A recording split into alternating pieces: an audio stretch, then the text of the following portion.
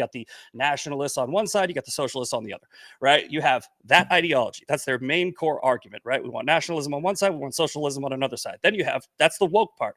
Then you have the right wing, which is, or sorry, that's the right part. Then you have the woke part. The woke part is an oppressor oppressed victim mentality, where there is a they out there, an other of people that are oppressing us somehow, right? And people are always like, it's the Jews, it's Israel. Israel controls America. Israel doesn't have influence over America with AIPAC. Is that what you're telling me? Does the National Association of Realtors have control over America? No, because they're the number one pack. So are the national are they Americans? Yeah, so is AIPAC. Okay, no, AIPAC. What's the AIPAC's agenda is to promote Israeli interest in America. That's not the same thing as a housing. But what's the A stand for? AIPAC? What's the A in AIPAC stand for? America. Okay, American. It's American, whatever. They're American Israelis. You know, there's an Italian pack too, right? Yeah, and they don't have nearly as much power. Well, I mean, so you're telling me you know more than senators and Congress people who have stepped. Hold on. You made a statement. You're telling me you know more than senators and Congress people who have stepped down, left Congress, and they say AIPAC has an enormous influence over American politics. You're telling me right now you know more than those people who actually served. You realize that being a senator or a congressman doesn't mean you're smart, right? AOC was a fucking bartender.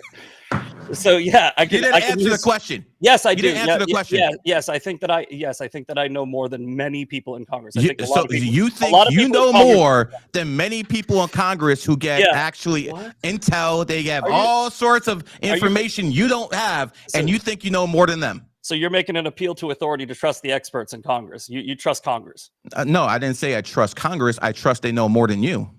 Okay, so that's an appeal to authority. No, that's not appeal to authority. That's common sense that people in government would know more than you do. People in government are also a lot more corrupt than I am, right? So I don't know that. I don't know that. I mean, I saw your rap sheet. You assaulted a 60-year-old. No, that didn't happen. That didn't happen. Okay. Yeah. Well, I got it right here. Oh, do you see a conviction on there? Do you see I didn't say you got convicted. I said you got charged. Well, no, you assaulting a 60-year-old. You said I assaulted somebody. That's what you got charged with, sir. Yeah, you got charged with assaulting a 60-year-old. So let me I want to know the details behind that. Why would you assault a 60-year-old? Was Donald Trump guilty of all 92 felony counts? You're not Donald Trump. You're nowhere in the same league. Don't put his name in your mouth. Again, what you're saying is you trust the system over doing your own. I'll tell you what I trust. I trust that most of the people who belong in jail are in jail belong there. So I'm gonna assume you did something fucked up to be charged. Are you telling me you didn't do anything? Yeah, no, I've already explained this. It was self-defense. You didn't explain it to here. You're on a podcast. People trying to hear. I've explained it. It was self-defense, and it's going to be from a 60-year-old.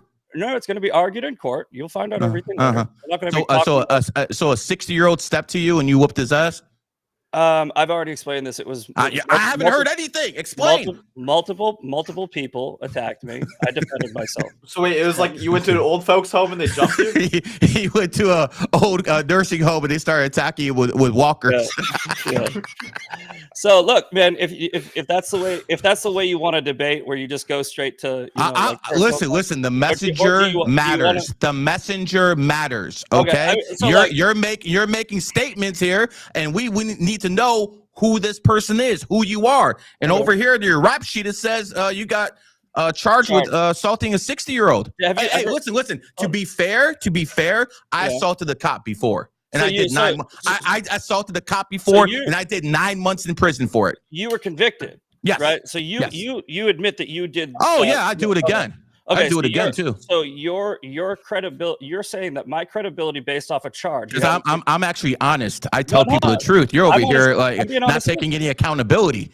Well, because I didn't do it. I didn't assault anybody. Then why'd you get charged? I just told you, man. I was jumped, and it was my word against theirs. So I'm going to argue it in court, and I'm not going to. So if a 60-year-old steps to you and starts trying to push you, you're going to get in a fight with them. Hold on. Is that how you do the thing? Again, hold on. Do you want to use this type of debate tactic where you go and you look into brother, we're going to do whatever we need to do. So explain yourself. I just want to know if you're arguing in good faith, and apparently I'm trying to get answers. Well, I'm trying to get answers. That's it. what this tells me is you're losing the debate, so you have to deflect and bring it to me. Right? Okay, Chad, I'm losing the debate because this guy refuses to answer a question about him. I just did, but why? But why even go down this road? Why? Because the messenger matters. If you're going to say certain statements, we got to know who you are. You assaulted a cop, so everything. Yes, I did. But see, I'm honest about it. I'm honest about it. I don't care. I'm honest too. So, well, by the way, when did you get charged with that? Last year. I got charged in 1998, so a little bit different, bro. So, but you assaulted somebody. I just told you that I got jumped. I defended myself, right? You can take my word for it or not, but what's the court case? You just made an appeal. It's coming up soon. I'm not going to. Okay, well, everyone on the internet will want to watch and see how that happens. Let's see if you end up in the same prison as Epstein. If this case gets dismissed, would you be willing to apologize to me for that insinuation? I'm not going to apologize for anything. I didn't say you got convicted. I said you got charged, and that's a fact. Well, no, you actually said I assaulted somebody. Well, that's what you're charged with. Yeah, charges are okay. Yeah, okay, I'm going off what I was sent, man. You got a lot of fans out there who sent me a lot of stuff about you. I don't know who the hell you are. I just know you got charged with assaulting. Let's get a little bit out of hand. Sound a little bit like the woke left, bro. Let's try to do one at a time. I'm anything but a leftist, bro. You guys are speaking over each other a little bit, so I'll give Gary a minute and then Misfit a minute to respond. So, Gary. Listen, at the end of the day, we got to find out who the messenger is. This man said he's okay with every Palestinian dying as long as Israel is safe. I think that's a little bit extreme. Some people would say that's extremely extreme. I think that's a bit extreme. And, I want to find out the type of person we're dealing with. And you look at his rap sheet, he assaulted the 60-year-old. At least that's what he's charged with. I didn't say he was convicted. That's what he's charged with. So at the end of the day, we have a person over here who looks like he's violent himself, and he wants to promote violence against people who are suppressed. I find that very interesting. Okay, Misfit? Yeah, like I said, I find it interesting when you're in a debate with somebody and you're arguing a topic like a general topic, and then the person comes and tries to bring in a personal attack based. That it's not a personal attack. That has nothing to do. It has everything to do with it. I didn't interrupt. Gary, please give him a full minute. I didn't interrupt you. All right. So and I think that when the debate is lost, slander becomes the tool of the loser. You said I assaulted somebody, right? And that's what you got charged with, pimp. Again, you're not going to let me talk. You got to shut up, bro. You got to let me finish. So, I've explained this, and it has nothing to do with the debate. So if you want to actually stay on topic and talk about what we're actually here to debate about, great. If you want to learn every little detail of my personal life, if you want your little stalker followers to send you every little thing, right? I'm not going to pass your purity test, right? But you're definitely not. You're definitely not. But we established that. Let's move on. We established that.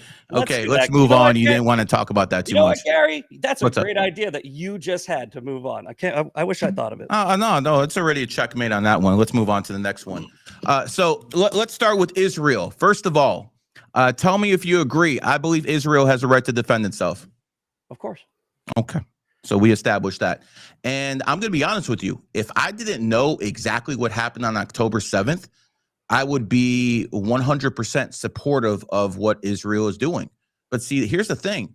That wall they have, that system they have, a fucking cockroach couldn't get past the wall from Gaza into Israel. So how did all those Hamas members get across? So here's actually what happened.